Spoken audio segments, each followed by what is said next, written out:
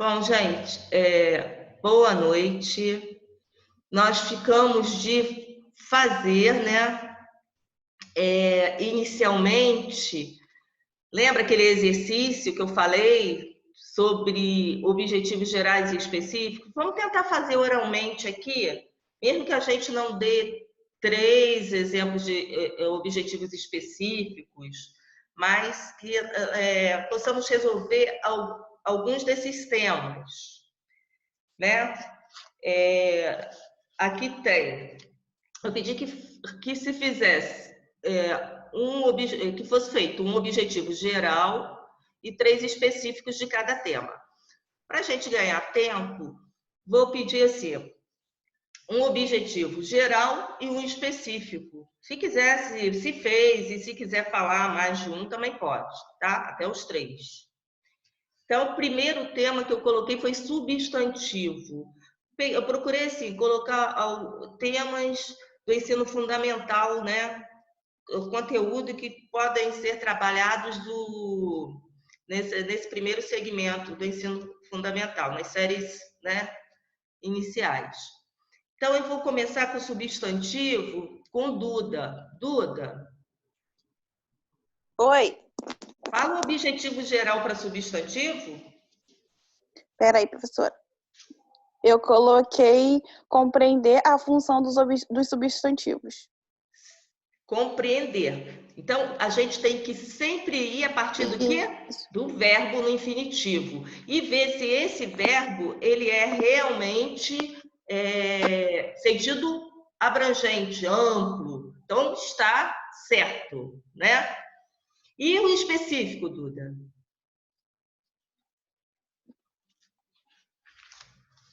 Identificar os substantivos. Você pode, até para ficar mais completo, identificar o substantivo, porque senão fica sem o sentido. Identificar os substantivos nas frases, ou identificar os substantivos num trecho. Nas orações. Oi?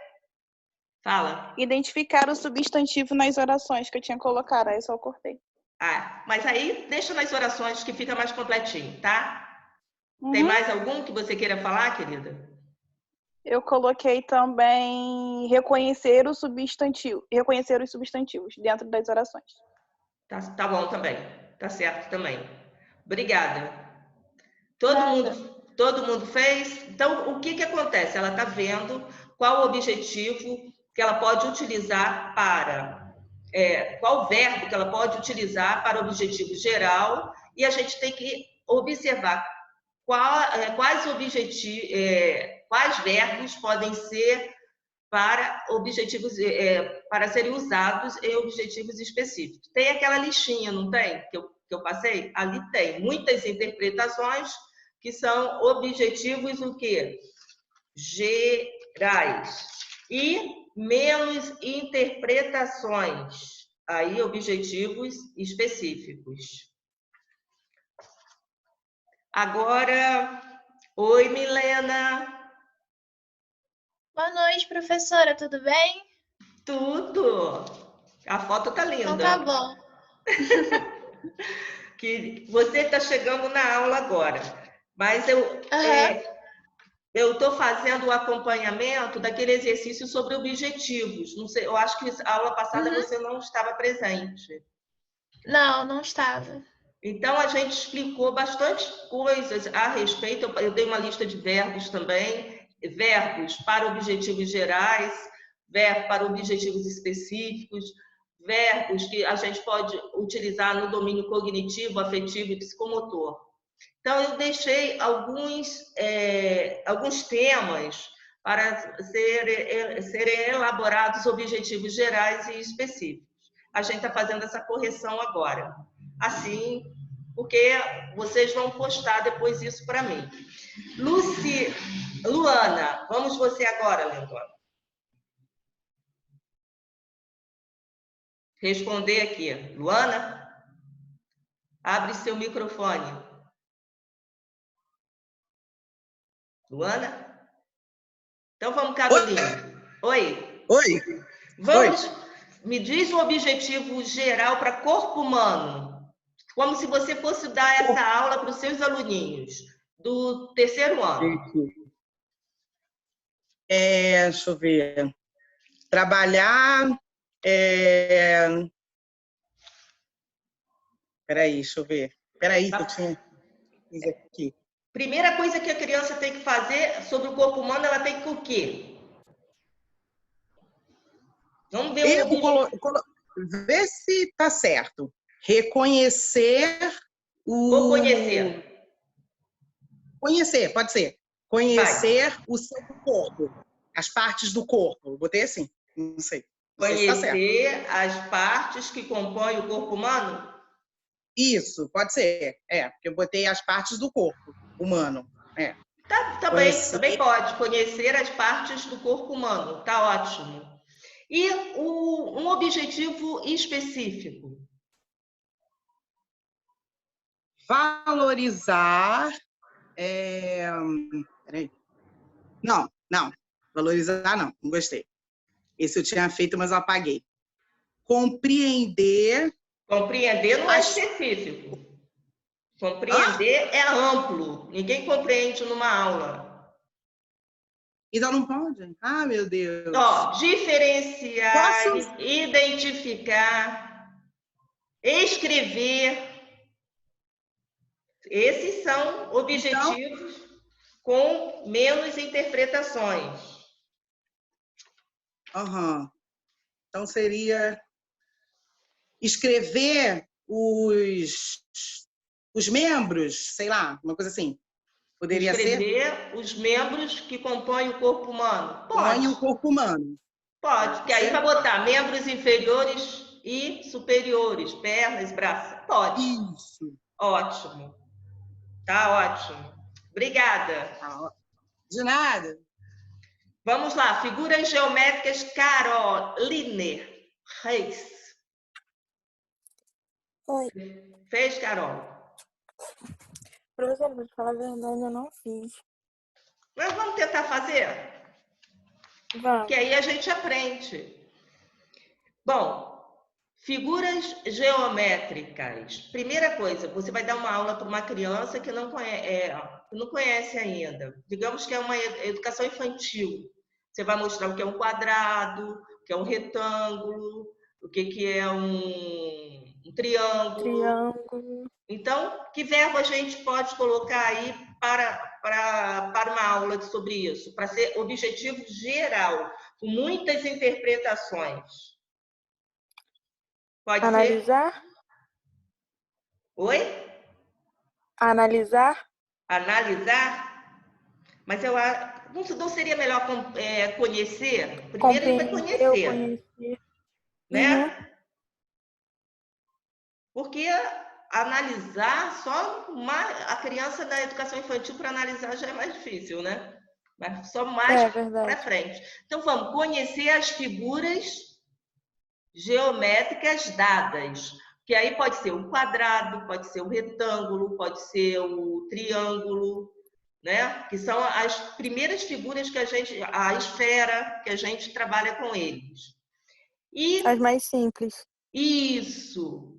E um objetivo específico, diferenciar, quer ver? Diferenciar a figura geométrica, que é o quadrado, ou diferenciar o quadrado do retângulo. Porque ambos são parecidos, não são? São. Você também pode pedir diferenciar o triângulo, os tipos de triângulo que tem isósceles, escaleno e equilátero, né? Então, pode pedir isso também. Isso numa série mais adiantadas, ou diferenciar as cores das figuras geométricas, né? O quadrado Isso, eu já fiz um trabalho sobre esse. Isso. Que aí você pode estar botando cor, você pode estar botando figura geométrica, misturando as coisas. Tamanho. Oi, amor? Tamanho também. Também pode. Tamanho. Você pode fazer isso aí. Identificar as figuras pintadas de vermelho, né? Aí você vai estar trabalhando cor. as figuras maiores das menores. Isso aí tudo você pode pedir para diferenciar ou classificar. Também daria, tá bom? Próxima. Picotou agora. Picotou? Eu estou falando que você poderia pedir também para Picotou o final. classificar também, né? As que são vermelhas, azuis, amarelas, figuras geométricas. Aí você já estaria trabalhando com Isso. cor, né? Próximo. Esse, ó, eu botei aparelho circulatório, mas acho que hoje, depois eu fiquei pensando, hoje é sistema circulatório. Professora, Fala. Milena, será que no figuras geométricas caberia desenvolver noção espacial e de lógica? Aí seria geral, né? Porque ninguém Oi? desenvolve essa noção em apenas uma aula. Talvez um conjunto de aulas, talvez até o semestre todo, o bimestre todo. Pode. Ah, tá. Mas então o objetivo ele é baseado em uma aula? Não. Não na aula. O Tem uns que é específico... baseado Oi? em uma aula e outros que a diferença é, o geral ele é baseado em algumas aulas e o específico dá para você trabalhar em uma aula. Ah, entendi. Que bonitinha. Foi, Tá certo, Carol. professora? Foi linda sua explicação. Obrigada. É isso aí, Milena. Obrigada, professora. Obrigada, Carol. Milena, o que que acontece? O objetivo geral, você não estava na aula passada. Ele é amplo, é maior. Tipo esse que você deu o exemplo agora, igualzinho a esse. Mas os objetivos específicos, eles são desdobramentos desse objetivo maior. Então, eles são passíveis de ser alcançados em uma aula. Deu para entender? Ah, entendi. Você desdobra. Por exemplo, a Luana falou conhecer o corpo humano. Mas depois ela já pode botar assim, escrever as partes que compõem o corpo humano, escrever quais são os membros, né, superiores e inferiores que compõem o corpo humano, que é os braços e as pernas. Tá dando para entender? A gente vai decompondo ele Entendi. em objetivos menores, de objetivos pequenos, que são passíveis de ser alcançáveis numa aula. Agora Entendi. entendeu, né? É o que a Carol te explicou. Entendi.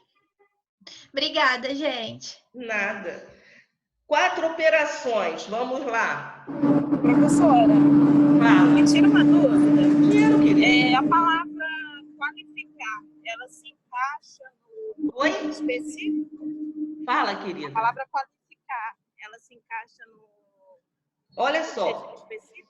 Classificar, de repente, ela pode até, depois que o aluno conhece, ele pode classificar sim. Classificar em cores, maior e menor, qualificar. aí pode. Né? Professora, Quem mais? Está aí? Lorena. Lorena, você pode ver as 4 operações, pelo menos um geral e um específico? Você estava na aula passada? Oi, professora, boa noite. Boa noite, linda. Eu tô começando agora, tô acessando o conteúdo só agora, então é a primeira aula que eu tô participando. Ah, tá bom então. Quer tentar, Milena? Desculpa, mas eu tô acompanhando. Oi? Pode ser. Vamos tentar. Mas vai prestando atenção aí, Lorena, porque se você só está pegando agora, a gente está fazendo voltando um pouquinho no assunto, porque é importante para a gente, para a confecção do planejamento. Tem que saber formular objetivos, tá? Então, Milena, ó, as 4 operações, você pode... Vamos ver se um objetivo geral para as 4 operações. Você pode usar compreender, porque as 4 operações, quais são? Adição, subtração, multiplicação e divisão. Então, se eu estou pedindo com as 4 operações, logicamente, a minha turma deve ser o 5º ano, o 4º ano. Então, supõe-se que, de repente, eles já conheçam, né? Que eles já conheçam as 4 operações. Então, um objetivo geral que a gente poderia colocar? Entender, Desenvolver. compreender. Oi? Desenvolver noção de quantidade. Desenvolver noções de quantidade. Pode. Você poderia também compreender, né, as 4 operações. Entender as 4 operações. Também pode. Agora, um específico. Entender o uso prático da matemática a partir de atividade lúdica com máquina registradora. Nossa Senhora. Entender é muito amplo. Preste atenção. Tá. Você já deu as 4 operações. Então, a gente pode utilizar resolver Tá. problemas envolvendo as 4 operações, resolver as adições propostas. Tá entendendo? Tá. Coisas menores. Você fez ao meu ver, você fez um objetivo geral e bem formulado. Entendi. Entender, Não, porque numa aula o aluno às vezes não vai entender. Tá me compreendendo? É porque eu tinha pensado numa atividade mesmo, para o aluno entender essa coisa da troco, de Entendi. diminuir, entendeu? Aham, Eu achei aí que era pode. baseado em atividade que ia passar. Certo. Viajei. Dá licença. Quem tá falando? Aqui, Milena, pelo que eu entendi, Ana Clara. A Ana Pelo que eu Clara. entendi, o que pode ser mudado na frase da Milena é o verbo. Só o Atividade verbo. pode ser, Isso. pode ser imediata, pode ser específica. Exato. entendi. Se mudar o verbo para resolver, começa a ser específico, entendeu, Milena? Porque Porque como entender o verbo não é. é mais Isso. amplo, começa a ser geral. Entendi. É porque Obrigada. ela não participou, mas ela tá chegando. Professora, Fala, amor. se eu colocasse demonstrar uso prático da matemática, Demonstrar funcionaria? também, eu acho que demonstrar também ficaria muito amplo. Tá. Vamos sempre, gente, olha só, quanto mais a gente facilitar na hora de fazermos os objetivos, é melhor. Usar, geralmente, objetivos que são, assim, poucas interpretações mesmo. Ô, Milena, pega a tabelinha, não sei se você já viu, que eu postei no AVA, que tem vários verbos que você pode utilizar com poucas interpretações. Responder, resolver, entendeu? Tem várias coisas. Reconhecer, aí depende. Vamos lá, Ana Clara. Ana Clara, bairro, Ana Clara. Um geral e um específico? Estamos em bairro? Sobre bairro. Geralmente o bairro se trabalha no segundo ou terceiro ano? Por aí. Não é? Eu coloquei entender sobre a composição dos bairros e como são construídos. Aí específico. Fala de novo, amor. Entender? Entender sobre a composição dos bairros e como são construídos. Isso, ótimo. E o específico? O específico eu coloquei. Analisar o mapa da cidade em que mora. Analisar. Analisar, será que não fica muito amplo nesse momento? Analisar? Não, eu acho que assim, dá para você analisar na hora um mapa, por exemplo, porque bairros normalmente são pequenos. Geralmente a gente usa analisar, olha só, para objetivo mais geral. Não tem como a gente reformular para deixar ele bem mais específicos? Porque identificar no mapa dado a rua em que mora. Não pode? Eu coloquei, no terceiro eu coloquei pesquisar quantos habitantes moram no seu bairro. Também pode. Identificar no mapa a rua onde mora. Eu acho que fica melhor. Porque analisar, para uma aula, ninguém analisa. Aí já fica mais difícil. Sim. Certo? Assim, então pesquisar tá bom. ótimo. Obrigada aí. O último é tipos de habitações. Quem gostaria de falar sobre tipos de habitações?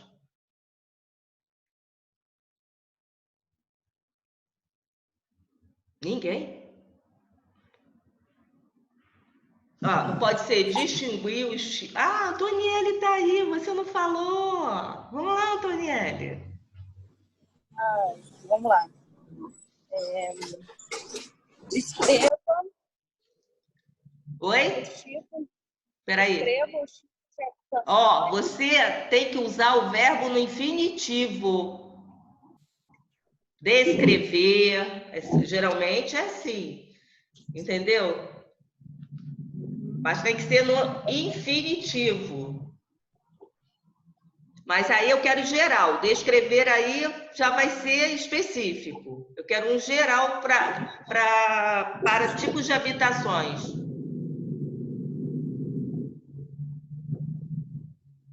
Tô pensando aqui. Tô bem específico.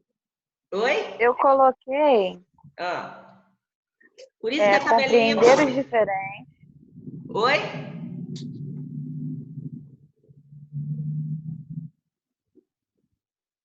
Não estou te ouvindo.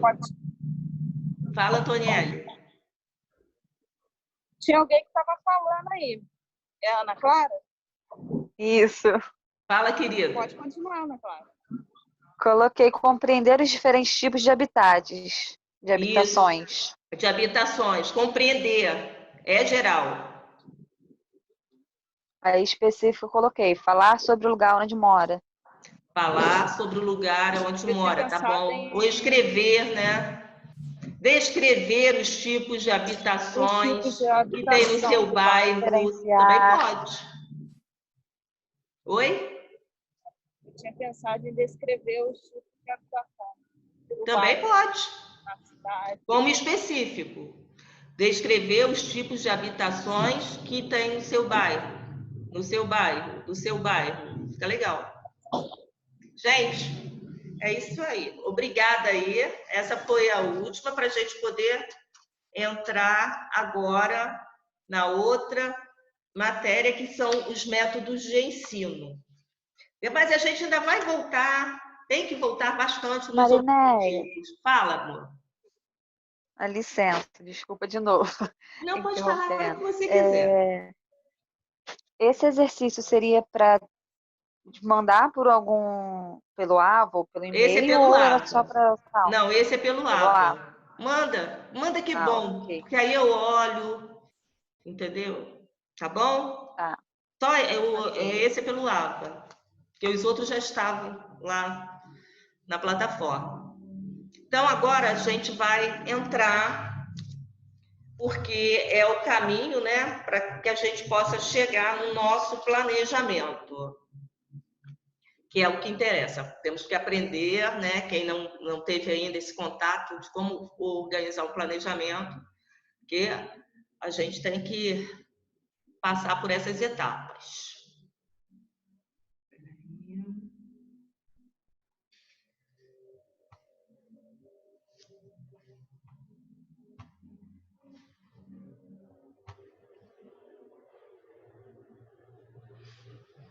Bom, compartilhei a tela.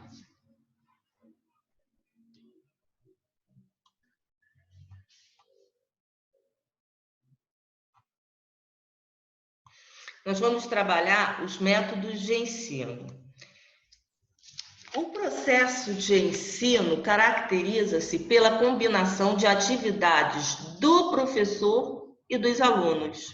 Porque eu, enquanto professora, eu tenho os meus procedimentos de ensino e os alunos têm os deles. É uma combinação. O que eu vou fazer para eles, né? E qual a resposta que eu vou ter disso deles também. Isso é muito importante no nosso trabalho enquanto professores. Então, a direção eficaz, para que esse processo de ensino seja eficaz, o professor tem que fazer um trabalho sistematizado. E esse trabalho sistematizado, ele vem em forma de quê? do nosso planejamento, que é formado por objetivos, conteúdos, métodos e formas organizativas do ensino. Vocês já devem ter visto. Basta ver que nós, professores, também colocamos no AVA, para o conhecimento de vocês, os nossos planejamentos, nossos planos de ensino.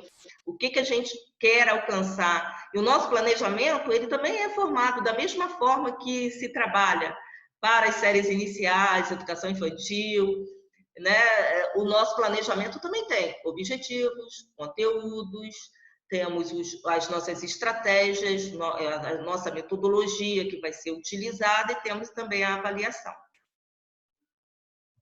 Então, os métodos de ensino, eles são determinados pela relação objetivo-conteúdo e refere-se aos meios para alcançar os objetivos gerais e específicos do ensino. Ou seja, ao como do processo de ensino, englobando as ações a serem realizadas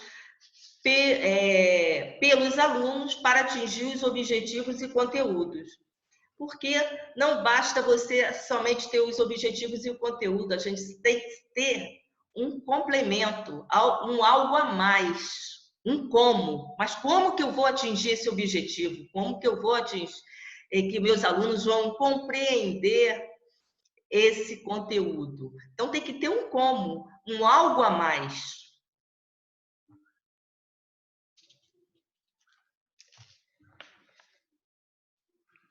Temos, assim, como característica dos métodos de ensino. Eles estão orientados para os objetivos, implicam uma sucessão planejada e sistematizada de ações, tanto do professor quanto dos alunos, porque não é só, são os procedimentos meus também. Lembra quando eu falei que existem alguns objetivos que são do professor, não são dos alunos, né? Que tem até alguns verbos que vocês não poderão utilizá-los quando forem formular objetivos específicos, que são objetivos meus. Por exemplo, ensinar as 4 operações. Eu não posso, de maneira nenhuma, colocar esse objetivo como sendo um objetivo para o aluno, porque quem ensina é o professor, sou eu que vou ensinar, e eles que vão resolver questões, resolver as operações. Então, eu tenho também os meus procedimentos de ensino, né? E requer a utilização de meios. Que meios são esses? Esses meios são os recursos didáticos. E esses recursos didáticos são aqueles que a gente pode utilizar na sala de aula, né? A gente pode utilizar jogos, a gente pode utilizar o quadro de giz, a gente pode utilizar filmes, slides, o que for preciso.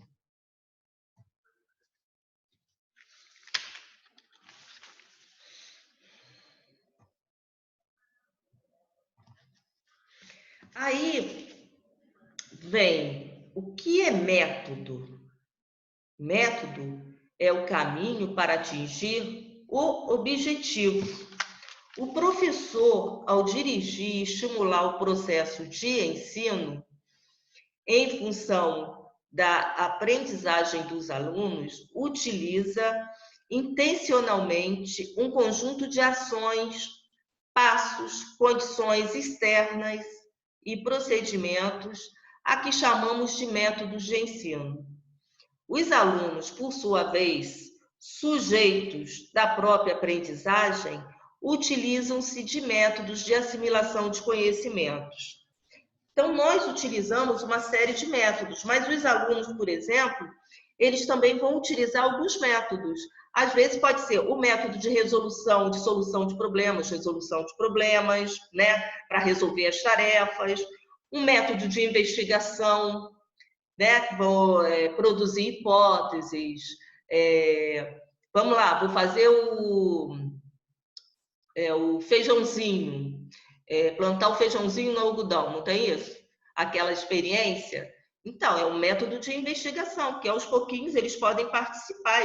E pode ser, ao mesmo tempo que é um método de investigação, pode ser também um método de observação, porque vai estar utilizando a observação, esse método, né? E, ao mesmo tempo, o método de investigação, porque cada dia que passa eles vão vendo o que vai se alterando, né? Como que vai surgindo as raízes e tudo, a formação da plantinha. Então, isso, ele também utiliza esses métodos para assimilar os seus conhecimentos.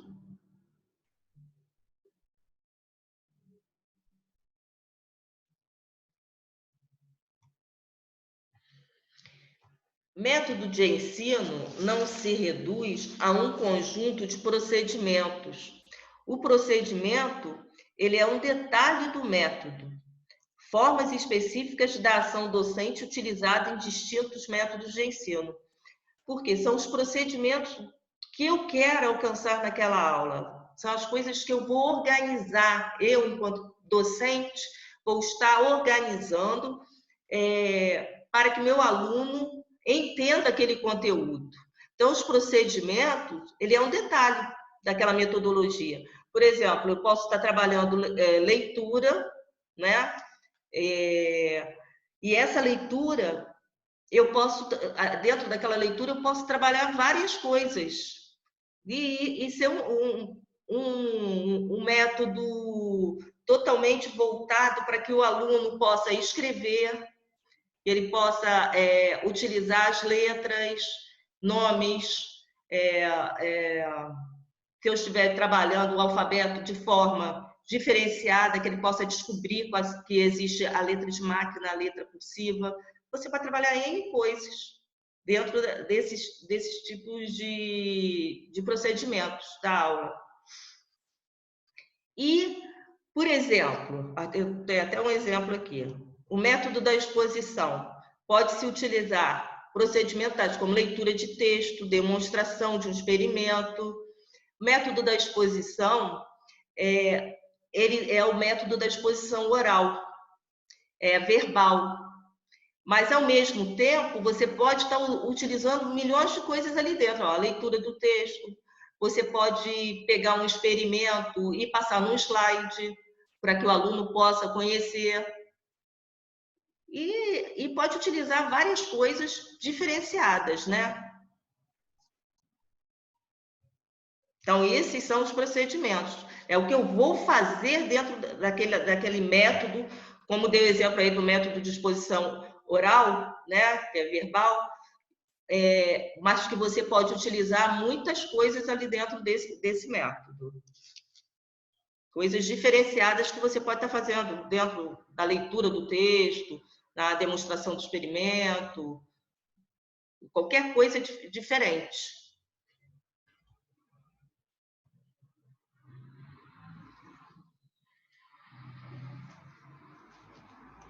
Podemos dizer, então, que os métodos de ensino são as ações do professor pelas quais se organizam as atividades de ensino e dos alunos para atingir objetivos do trabalho docente em relação a um conteúdo específico. Realmente porque eu costumo dizer, um plus a mais, né? É uma forma que você vai trabalhar aquilo ali, aquele conteúdo, aquele tema, a forma que você vai utilizar para enriquecer a sua aula. Então, realmente é importante, né?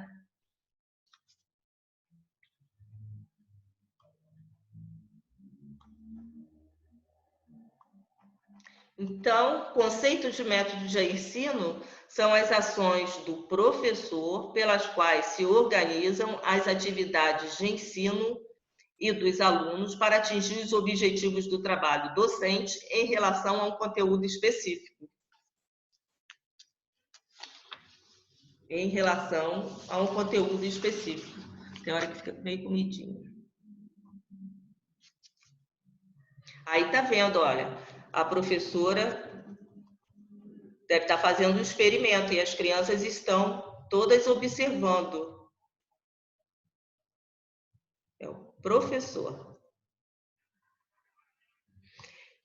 Então, o método de ensino, há uma relação muito estreita, né, entre objetivo, conteúdo e método.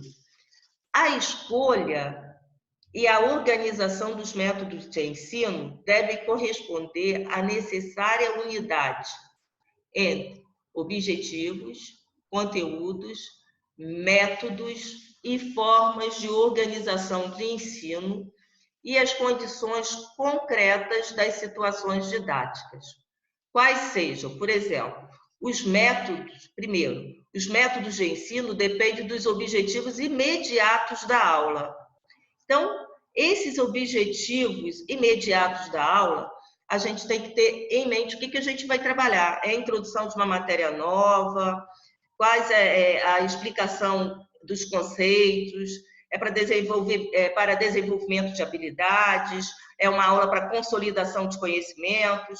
Então, você tem que ter isso aí bem claro na hora que você for dar a sua aula, para saber como que você vai alcançar esse objetivo de imediato. A escolha e a organização dos métodos depende dos conteúdos específicos e dos métodos peculiares de cada disciplina e dos métodos de assimilação. Então, há o quê? Há uma relação mútua entre os métodos gerais de ensino, que são comuns a todas as disciplinas, porque existem métodos que são específicos para cada uma. Por exemplo, se existe um método, vamos ver, de experimentação, de demonstração, vai depender do que você vai utilizar naquela disciplina. São coisas comuns, por exemplo, o método de exposição oral é comum para todo mundo, mas vai ter determinados métodos que são específicos para determinada disciplina, determinado conteúdo, que aí você vai usar. Mas não há um único método de ensino, mas há uma variedade assim, muito grande de métodos, né? Depende dos conteúdos da disciplina, das situações didáticas específicas que a gente vai trabalhar. E, né, as características, vai depender também o tipo de método que você vai trabalhar, do desenvolvimento dos seus alunos, da capacidade que eles têm para poder entender o conteúdo. Não é qualquer método que a gente vai poder aplicar para qualquer tipo de criança em qualquer disciplina, né? Então, não existe somente um único método para todo mundo. Isso depende de quê? Da disciplina, depende da forma que você quer enfocar aquele conteúdo, tá? Mas existem métodos que são, por exemplo, que podem ser aproveitados de uma forma geral, que é o caso, por exemplo, da exposição oral. Porque a exposição oral, ela é comum para todas as disciplinas, né? Tem até uma parte que eu acho importante. Vocês conseguiram pegar o texto? Alguém conseguiu o texto? Na página 168, acho que tem uma coisa que eu acho importante. 168. É o texto do Libânio? É. O que fala de conteúdo, currículo? Isso. Ah, tá. Eu dei uma lida nele para poder fazer o outro trabalho. Uhum. Então, na página, eu acho que é 168, diz assim, por exemplo, acho interessante a gente ir interagindo com o texto. O ensino da leitura pode ser feito por meio de sílabas isoladas ou de palavras completas, que são, entre outros, métodos peculiares no ensino da língua portuguesa. Mas esses métodos específicos são inseridos em métodos gerais, tal como a explicação verbal, que é o método de exposição oral ou exposição verbal.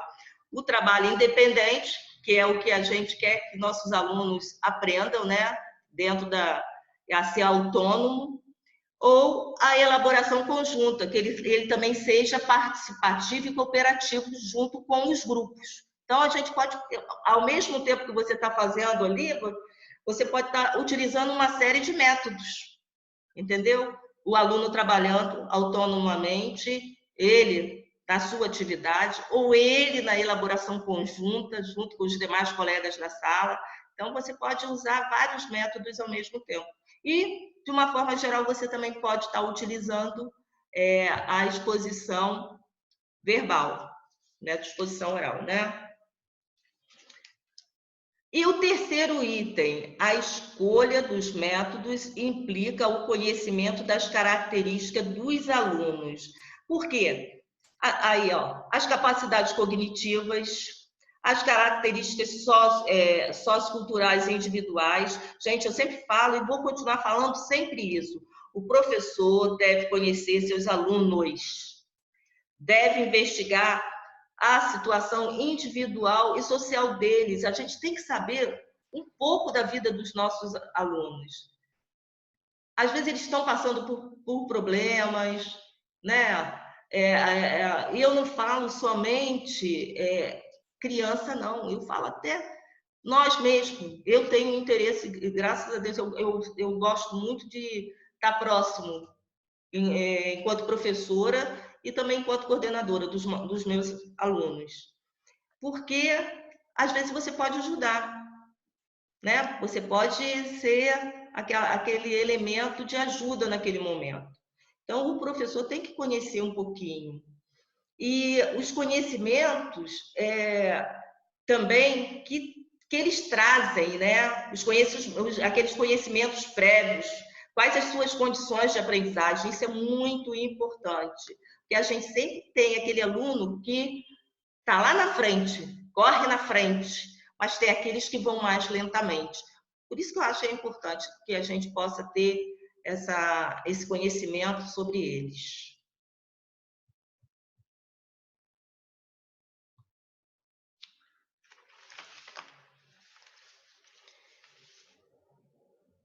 Vamos lá.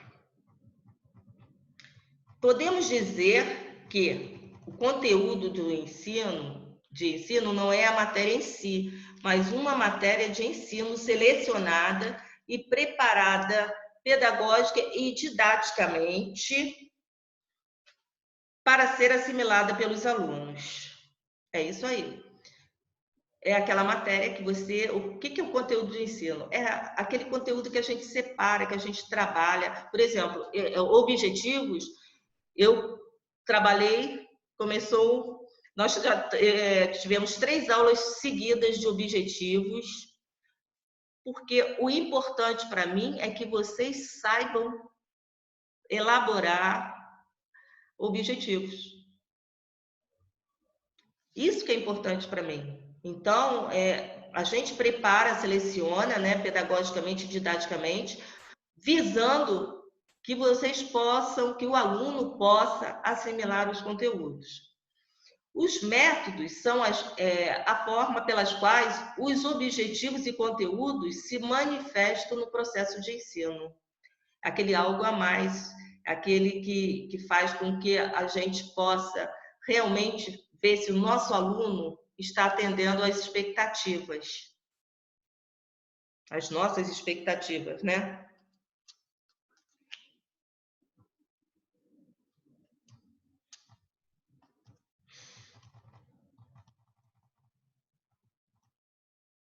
Então, a relação objetivo, conteúdo e método tem como característica a mútua interdependência.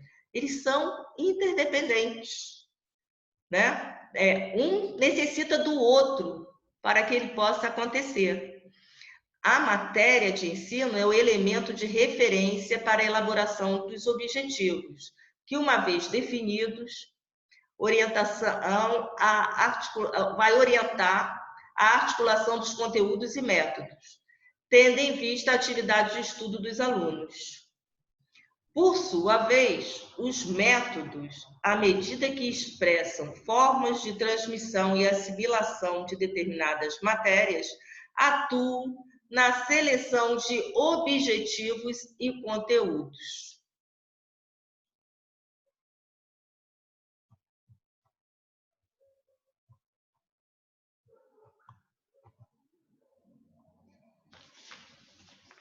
Aí nós vamos ver que existem alguns princípios básicos que são importantes nessa hora, né? São aspectos gerais do processo de ensino que expressam os fundamentos teóricos da orientação do trabalho docente. São eles. Vamos lá. Ter caráter científico e sistemático. Estou aqui na minha folha porque às vezes come um pedacinho. Ser compreensível e possível de ser assimilado, assegurar a relação conhecimento e prática, assentar-se na unidade ensino-aprendizagem, garantir a solidez dos conhecimentos, levar a vinculação do trabalho coletivo, particularidades individuais. Vamos falar de cada um pouquinho. Os princípios básicos do ensino. Primeiro, ter caráter científico e sistemático, que os nossos conteúdos devem estar em correspondência com os conhecimentos científicos e com os métodos de investigação de cada matéria. Então, o professor deve selecionar os temas de estudos que sejam assim, representativos, que contribuam para o desenvolvimento dos seus alunos. Cada unidade de ensino, gente, ou aula, ela parte de um conjunto maior. E aí recomenda-se ao professor algumas coisas que são super importantes, que estão aqui na página 171. Milena, está com seu texto aí? Milena? Milena? Oi, professora, travou aqui. Você está com seu texto aí? Não, mas eu vou pegar ele, porque meu celular está longe, eu estou pelo computador. Só um minutinho. Então, gente, tem algumas coisas que são importantes para ter esse caráter científico e sistemático. Esse conteúdo deve estar sempre em correspondência com os conhecimentos. O professor tem que saber realmente selecionar conteúdos que sejam representativos, né? E para o desenvolvimento daquelas crianças que têm uma representatividade, utilidade, que sejam úteis, tá? Deixa eu ver se ela chegou. Cheguei, professora. Aí você poderia ler para mim aí na página 171. Tá bom. Tem assim, Então, recomenda-se ter caráter científico e sistemático. Aí lá embaixo diz assim, recomenda-se ao professor. 171, né? Tá. Recomenda-se ao professor. 171? O que eu tenho vai até o 161. Ah, então não tem. Não. Vai até temas para aprofundamento de estudo. Então, tá faltando alguma coisa. Eu passo aqui e depois eu coloco de novo. Tá bom, porque esse eu peguei do AVA. Vou ver se tá faltando. Qualquer coisa eu coloco amanhã, tá? Então, eu leio para vocês aqui, porque aí eu vou explicando. Recomenda-se, então, dentro desse item, do ter caráter científico e sistemático, que o professor, para o professor buscar a explicação científica de cada conteúdo da matéria. Eu costumo dizer que o professor ele tem que ser o quê? Pesquisador. Então, tem que buscar esse conteúdo, né?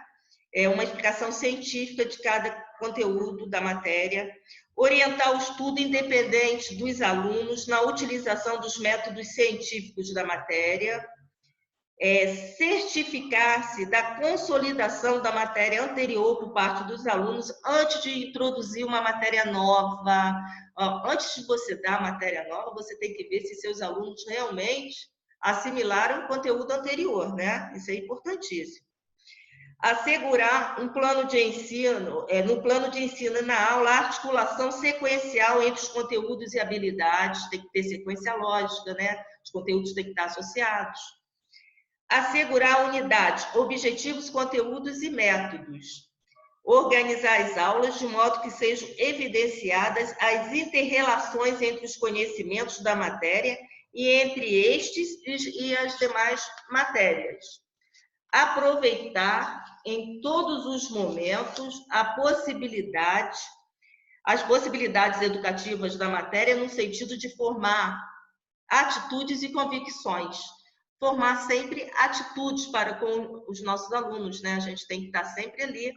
E convicções, que eles possam estar seguindo, formando sua opinião, a sua formação de personalidade. Isso tudo a gente tem que estar ali, ó, juntinho com eles. Aí vem o segundo. Ser compreensível e possível de ser assimilado. Devem ser compatíveis com as condições prévias às quais os alunos se apresentam em relação à assimilação dos novos conteúdos. Então, o que acontece? Ela realmente, isso aí combina com o anterior, pois tanto assim, a parte científica e sistemática deve estar compatível com aquilo que os conhecimentos que os alunos já possuem em relação ao conteúdo novo, que vai ser passado. Primeiro, a gente tem que saber as condições prévias que eles já possuem sobre o conteúdo anterior para trabalharmos esse conteúdo mais novo, né? Preparação dos alunos, olha, isso é muito importante. Assegurar a relação conhecimento e prática, porque na realidade seria o quê? A preparação dos indivíduos para o mundo do trabalho, para a cidadania, para a participação nos setores da vida social. Dominar conhecimentos e habilidade é saber aplicá-los. O que a gente pensa na realidade? Hoje em dia, é isso que a gente realmente educa nossos alunos para o mundo, né? Para a cidadania, para a participação na vida em sociedade. Isso é muito importante. Então, essa relação com o mundo do trabalho, essa relação de conhecimento e prática, da utilidade desse conhecimento na vida para eles, na vida que eles estão, na vida que eles vivem. Isso é muito importante. Isso é um dos itens que eu acho super importante. E ele tem aqui também 3 recomendações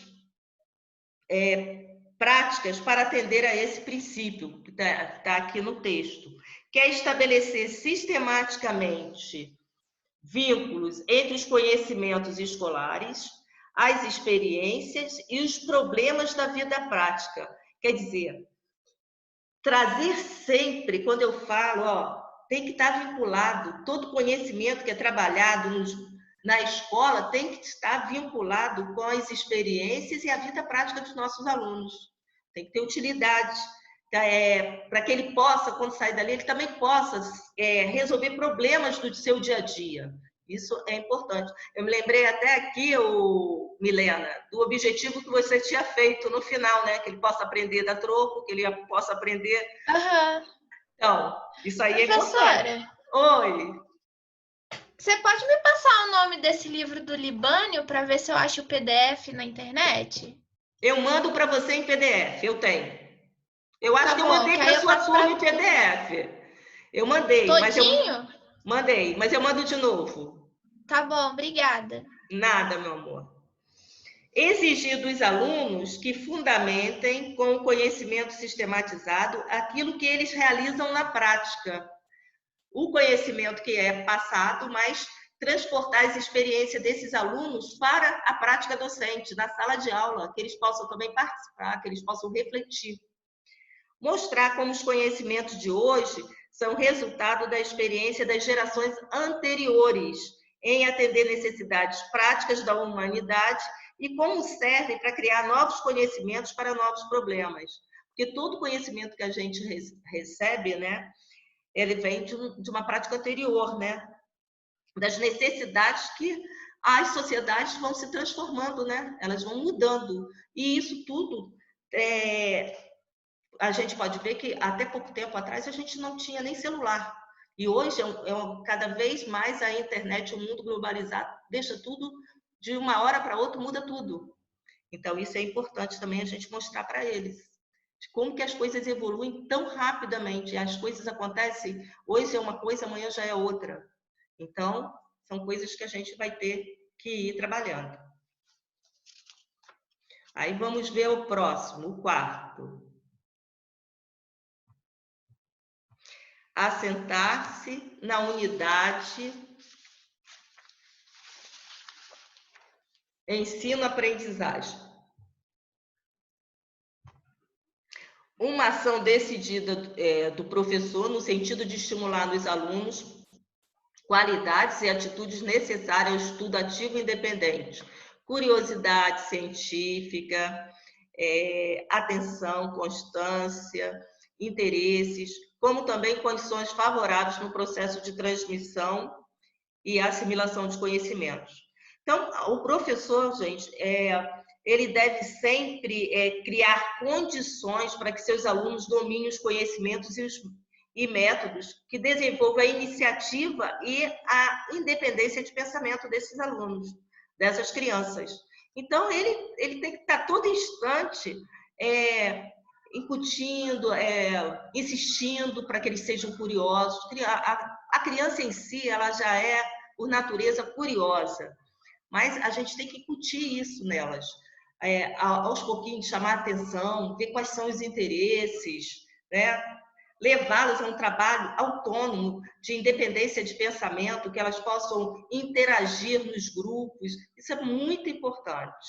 Aqui diz também que existem algumas recomendações práticas em relação a este princípio. Tem aqui, esclarecer os alunos sobre os objetivos da aula e sobre a importância dos novos conhecimentos para a sequência dos estudos ou para atender necessidades futuras. Provocar a explicitação da contradição entre ideias e experiências para os alunos, para provocar a explicitação da contradição entre ideias e experiências que os alunos possuem sobre um fato ou objeto de estudo e o conhecimento científico sobre esse fato ou objeto de estudo, criar condições didáticas nas quais os alunos possam desenvolver métodos próprios de compreensão e assimilação de conhecimentos e habilidades, que eles possam, por exemplo, explicar como resolver um problema, tirar conclusões sobre dados da realidade, que eles possam fundamentar a sua opinião, seguir regras para desempenhar uma tarefa. Isso é muito importante, né? Porque os nossos alunos, às vezes, principalmente os menores, eles às vezes não gostam de perder, eles não gostam de seguir regras, eles gostam de mudar as regras. Então, isso tudo a gente tem que ir trabalhando com eles. Estimular os alunos a expor e defender seus pontos de vista, conclusões sobre uma observação, um experimento e confrontá-lo com outras opiniões.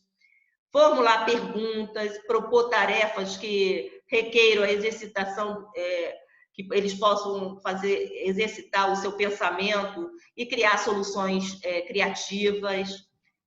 Criar situações didáticas, por exemplo, na sala de aula, discussões, exercícios, debates, provas, conversação dirigida, que também é muito importante, em que os alunos possam aplicar conteúdos e situações novas ou problemas do meio social, trazer assim, problemas, né, do seu cotidiano para a sala de aula.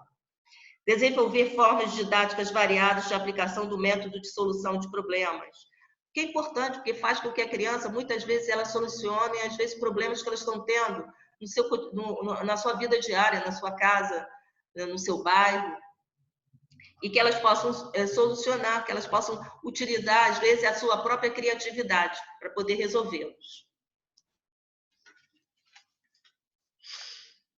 Aí vem, garantir a solidez dos conhecimentos.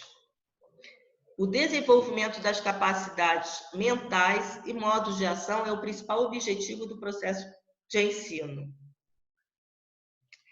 Agora, ele exige, nesse momento, do professor, que o professor ele tenha assim, um cuidado todo especial para que ele possa garantir essa solidez dos conhecimentos. Porque é importante, hoje eu fiz uma coisa que eu vou falar agora. No início da nossa aula, nós fizemos hoje o quê? Nós trabalhamos novamente com objetivos de ensino, não foi?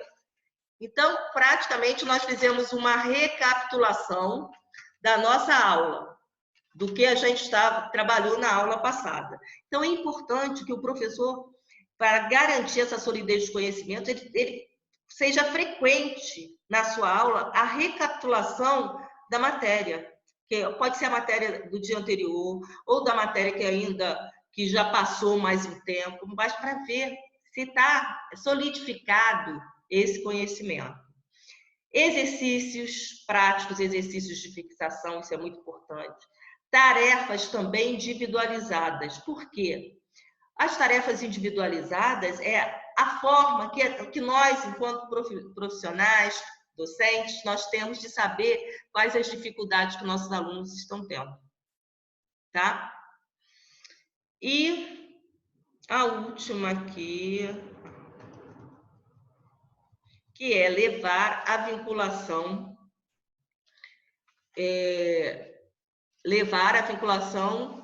do trabalho coletivo, particularidades individual. O trabalho docente deve ser organizado e orientado para educar todos os alunos da classe coletivamente. Por que é importante? Mas olha, embora seja para educar todos os alunos da classe coletivamente, a gente não pode esquecer que nós não trabalhamos com uma classe homogênea, nós trabalhamos com uma classe heterogênea. Então, o que acontece? A gente sempre vai ter as diferenças individuais e o professor tem que estar muito atento a estas particularidades. Isso é importante demais, gente. A gente não pode esquecer disso. Deixa eu virar aqui minha... Está comendo um pedacinho aqui para mim. Tem alguma pergunta, gente? Podem fazer.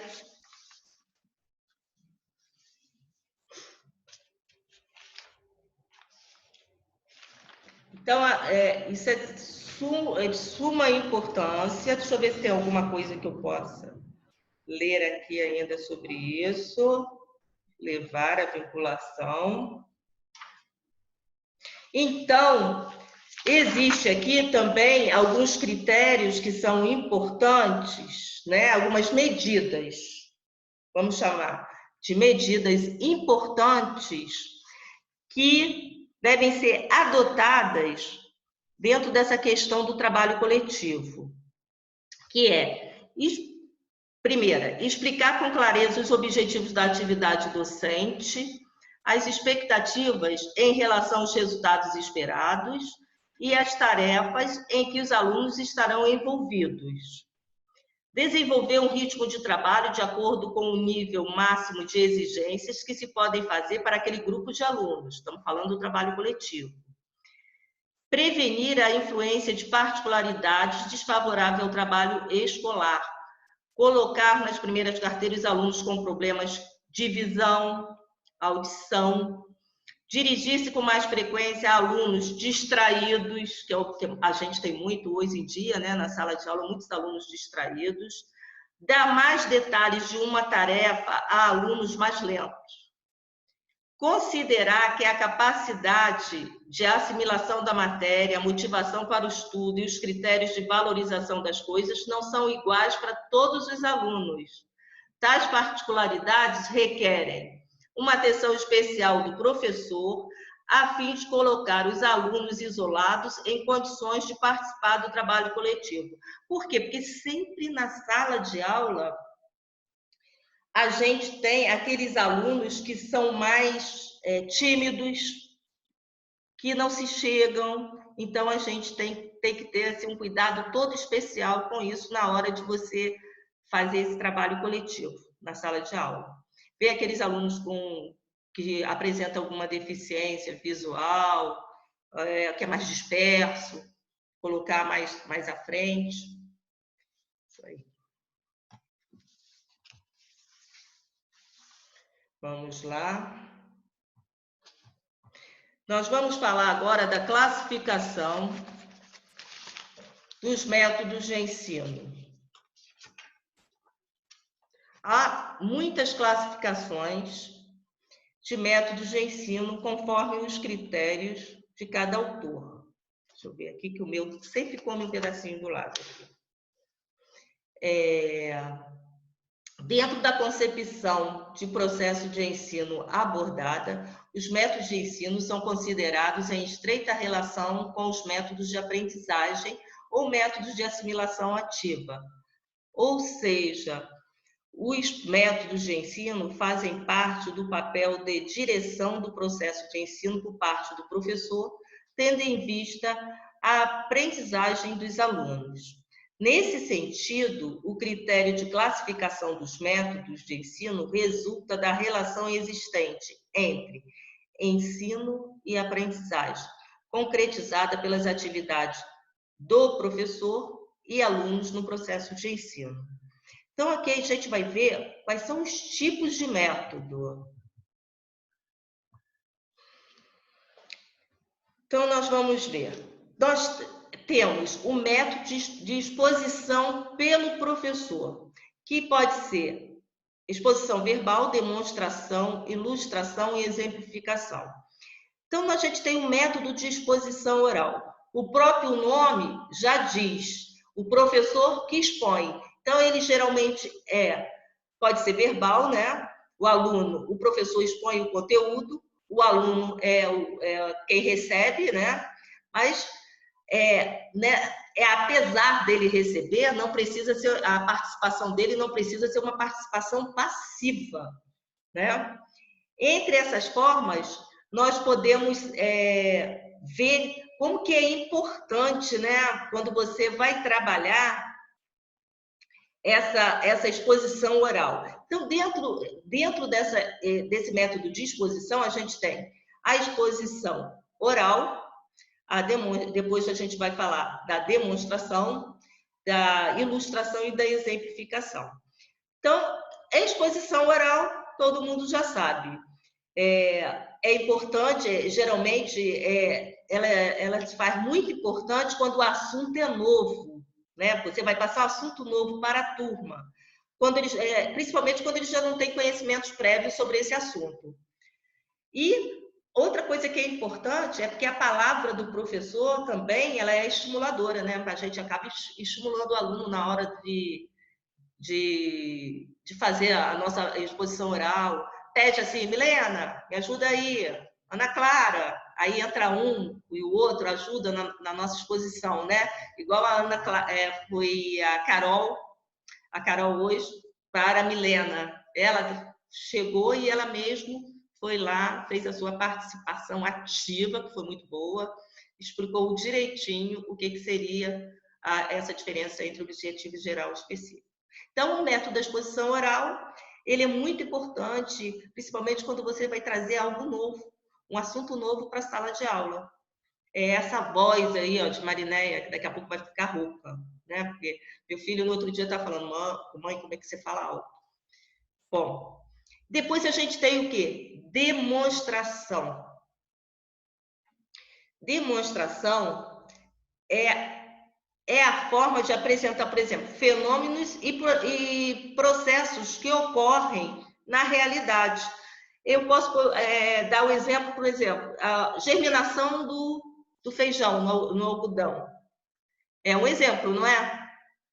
Você quer mostrar, fazer uma demonstração. Então, você vai, aos pouquinhos, você vai mostrando a germinação daquele fenômeno, como que vai mudando, né? Como que vai se transformando, vai criando a raizinha e assim sucessivamente. Mas também pode ser uma excursão.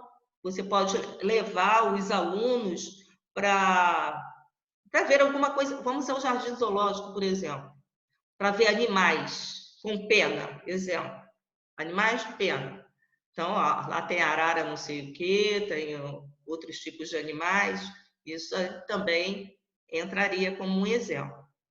Ilustração, vocês sabem, pode ser os mapas, gráficos, gravuras, esquemas,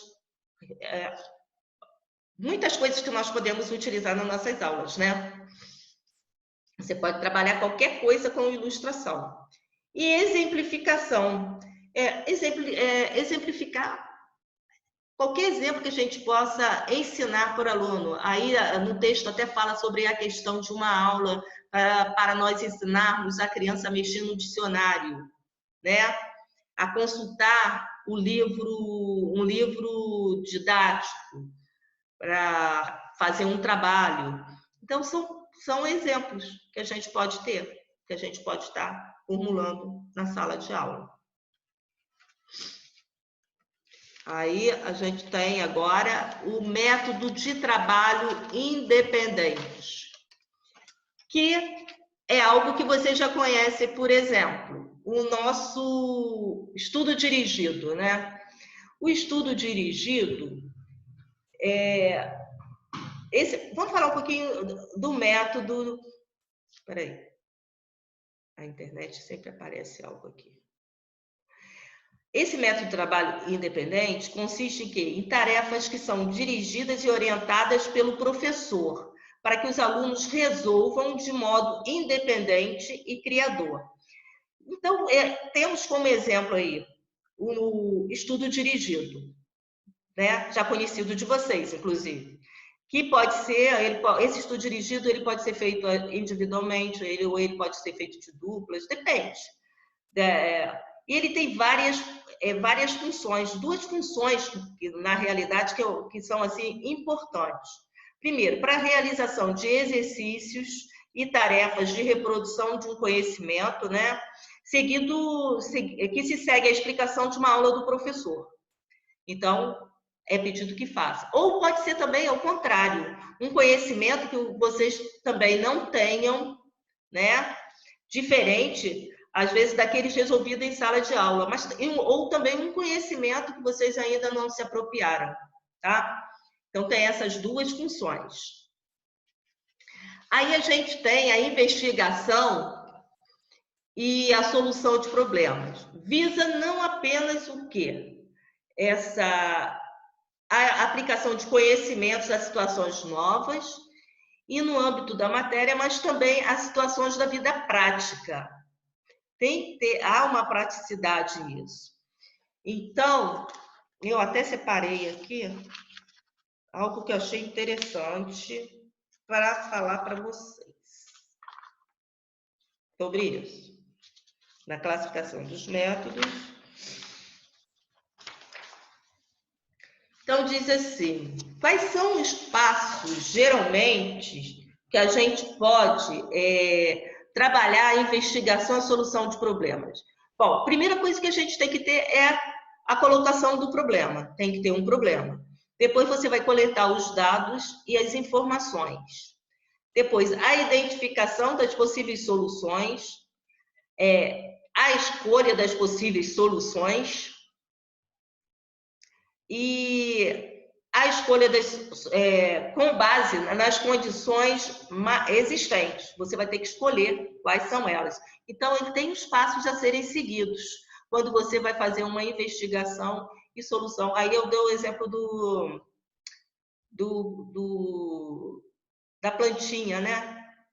É a mesma coisa se você quiser fazer também sobre a fotossíntese, para observar como que ocorre a fotossíntese. Você também tem todo um passo, né? Passo a passo para ser seguido. E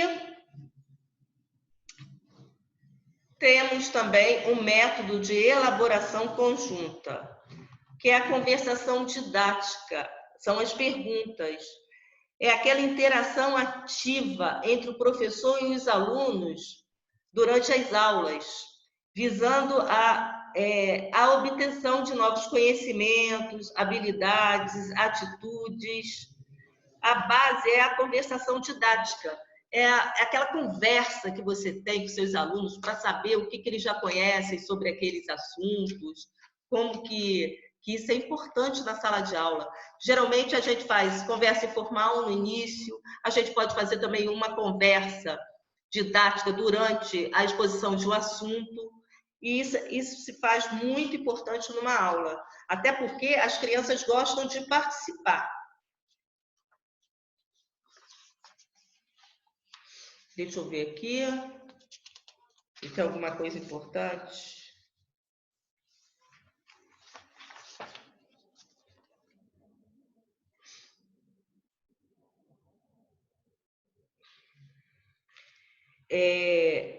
Aqui diz também que as perguntas, essas perguntas,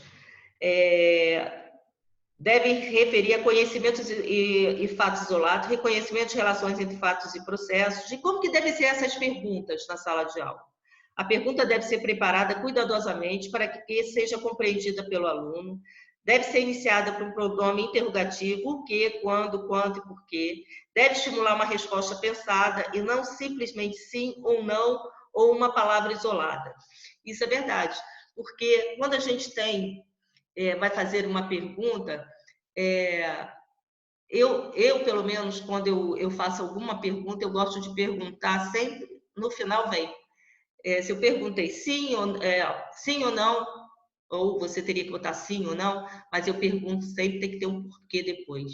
Por que você acha que é não, ou por que você acha que é sim? Para não deixar em aberto.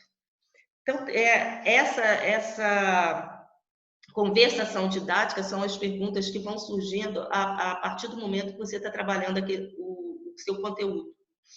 E ela deve existir na sala de aula. Ela deve fazer parte do dia a dia da aula do professor, até para que os alunos possam interagir com o professor e com a matéria. Aí nós temos o método de trabalho de grupo.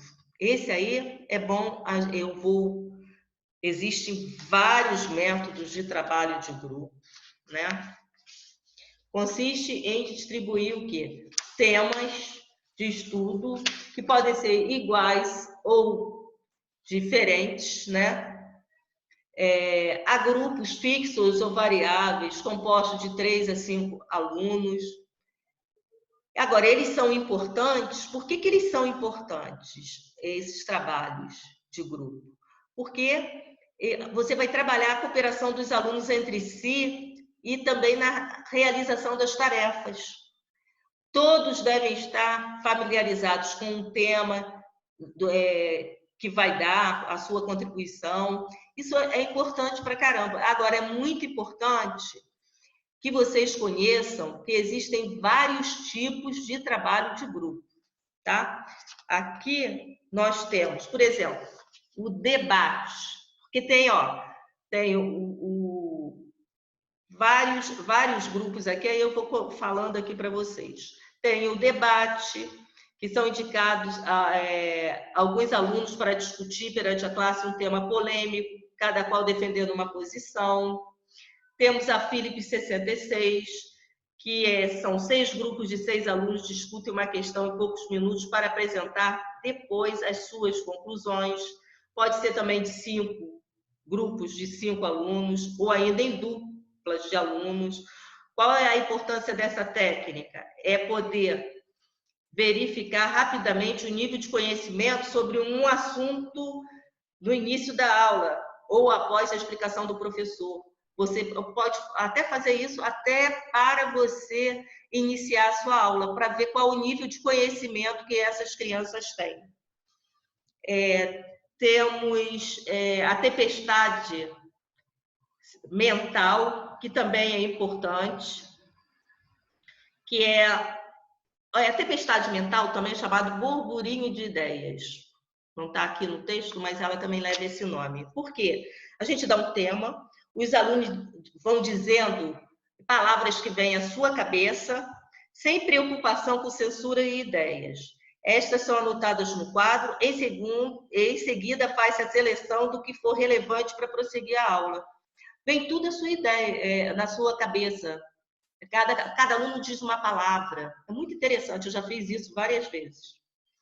Tem o grupo de verbalização e o grupo de observação, que é o GV, o GO. Uma parte da classe forma um círculo central para discutir um tema, enquanto os demais formam um círculo em volta para observar.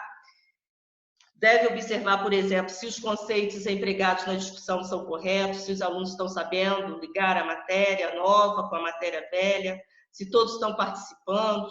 Depois os grupos são trocados na mesma ou para outra sala. E temos também o nosso famoso seminário, que vocês conhecem, né? Um aluno, um grupo de alunos vai preparar o tema para apresentá-lo à classe, né? A aula pode ser expositiva, pode ser conversação, pode ser utilizar os recursos disponíveis, etc. E temos ainda algo chamado atividades especiais. O que são atividades especiais? São aquelas que complementam os métodos de ensino.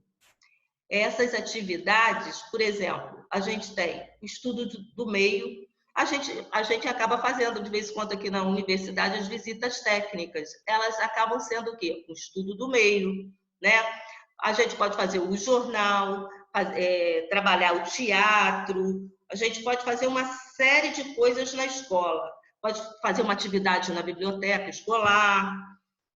Então, todas essas atividades são atividades especiais. E elas são especiais porque elas vão complementar os métodos de ensino, né? Elas auxiliam essa assimilação ativa dos conhecimentos pelos alunos. E a gente também tem os métodos, a gente também tem os meios de ensino, que são os famosos recursos didáticos. Todos os meios e recursos materiais utilizados pelo professor e pelos alunos para a organização e condução metódica do processo de ensino e aprendizagem. Equipamentos são meios de ensino gerais necessários para todas as matérias, cuja relação com o ensino é indireta. Então, esses meios de ensino, a gente tem vários meios de ensino, né? A gente tem a lousa aqui na universidade, a gente tem o quadro branco, nós temos data show, filmes, DVDs, são coisas que a gente pode estar utilizando, são recursos a mais para que a gente possa trabalhar na sala de aula. Tem sala de aula que tem algumas salas temáticas que tem computador, que tem televisão, que possa passar atividade para as crianças, né? Os professores precisam dominar com segurança esses meios auxiliares de ensino, conhecendo-os e aprendendo a utilizá-los. O momento didático mais adequado de utilizá-los vai depender do trabalho docente prático, no qual se adquirirá o efetivo traquejo na manipulação do material didático. Por isso que a gente tem que aprender a ligar o data show, lembrei de mim, e isso é muito importante, e lidar, né, com até o próprio computador, né, porque as escolas que são mais particulares, às vezes tem aula de informática, tem os softwares que podem ser passados para as crianças, né, com joguinhos, isso tudo são meios, a gente denomina meios de ensino ou recursos didáticos, que são tão importantes de serem trabalhados na sala de aula.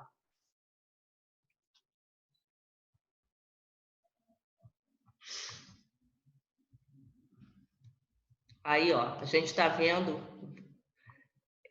os métodos de ensino. Olha lá, o professor trabalhando em conjunto com seus alunos, alunos fazendo experimentações, né? ao método da exposição oral, a professora também trabalhando no grupinho.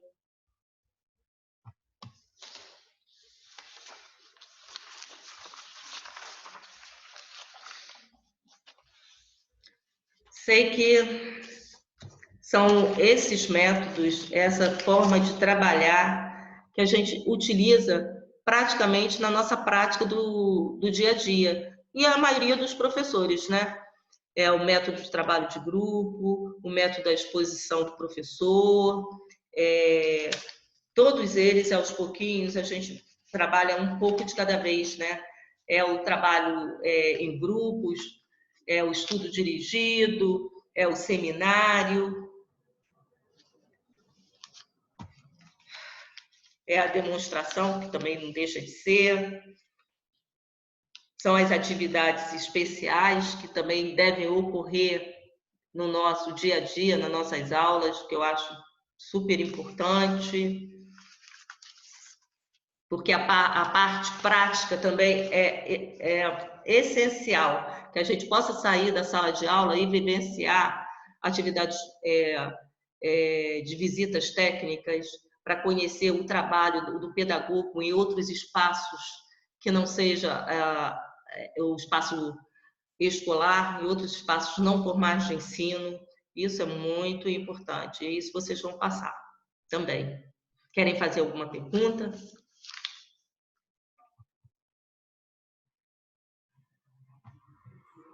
Para mim tá tranquilo, professora. Deu para entender, gente? Eu sei que é um caminho grande, mas eu acho que dá para a gente entender. O bom mesmo é que nós possamos, quando nós retornarmos, cada um fazer uma técnica dessas, por exemplo, torvelinho de ideias, vamos fazer tempestade cerebral, outro vai fazer um debate, cada grupo pudesse fazer um flash, um pouco dessas técnicas em sala de aula. Isso é importante, muito importante para a gente, até para praticar, né? Vou voltar aqui, porque eu sei que tem muita gente que já saiu. Eu acho que eu só fiquei com 5 pessoas. Eu estou vendo aqui.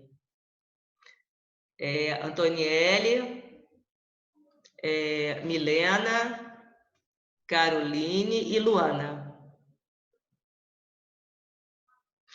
Bom, gente, alguém quer falar alguma coisa, perguntar? Nós começamos, ainda tem 2 minutos para poder, eu acho que dá certo. Nós começamos 19h12. Professora, eu Fala, só filha. ainda tô fazendo confusão com os verbos, Não mas faça. aí Não faça. eu vou tentar dar mais uma lida para poder ver Você se vai eu fazer o consigo seguinte, melhor. querida. Vamos tirar sua dúvida aqui. Lembrando que o objetivo geral é aquele maior e os outros específicos são os desdobramentos desse maior. Então, você vai pegar a listinha de verbos que eu passei para vocês, que vem assim: verbos que prestam a muitas interpretações. Eu pedi até no dia para vocês colocarem na frente. Geral. Então, objetivo geral. Verbos que prestam a poucas interpretações. Específico. Que tem vários verbos úteis para expressar objetivos, mas existem os verbos, por exemplo, muitas interpretações. Eu vou explicar para você aqui agora. Nós temos, adquirir, vou falar os principais. Apreciar, porque ninguém aprecia uma obra de arte como pode entendê-la numa aula. Apreciar, aperfeiçoar, adquirir, adaptar, conhecer, compreender, desenvolver, entender, facilitar, perceber, memorizar, saber, são todos gerais. Esses são que você pode utilizar para formular objetivos gerais, que são os mais utilizados. Agora, para poucas interpretações, são aqueles que, numa aula, você pode alcançá-los. Ó, definir, descrever, anotar, apontar,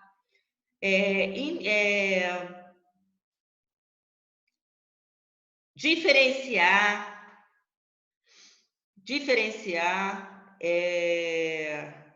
identificar, interpretar, resolver, responder. Esses são os mais fáceis para você elaborar objetivos. Você quer? Eu posso fazer o seguinte, eu posso marcar aqui, tirar uma foto e mandar para você. Você quer? Tá. Não, pode ser. Então, os objetivos específicos, eles têm relação com a habilidade que você espera que aqueles alunos desenvolvam. Naquela aula. Ah, tá. Dentro daquele conteúdo, não é Dentro isso? do conteúdo, que às vezes é um conteúdo maior, pode ser uma unidade inteira, ou pode ser uma unidade, mas que você vai, por exemplo, animais. Animais é uma unidade enorme, mas você vai trabalhar animais domésticos e selvagens, animais vertebrados e invertebrados, animais com penas e sem penas, entendeu? Seria tipo... Ah, tá. Aí subitem. Colocar, tipo, diferenciar mamíferos de répteis. Alguma coisa assim? Aham, pode ser, sim. Ah, tá. Tá. Acho que eu tô conseguindo achar o caminho. Conceituar animais vertebrados ou definir. São aqueles que têm ossos. Sim. Ah, tá. Entendi. Tá dando para entender? Aham. Podemos encerrar? Ou que alguém quer falar mais alguma coisa? Então, gente, boa noite. Obrigada pela participação, tá? De vocês Boa estarem noite, aqui. professora. Boa noite, Antoniele, tadinha. Já chegou em casa? Graças a Deus, tem meia hora que eu cheguei.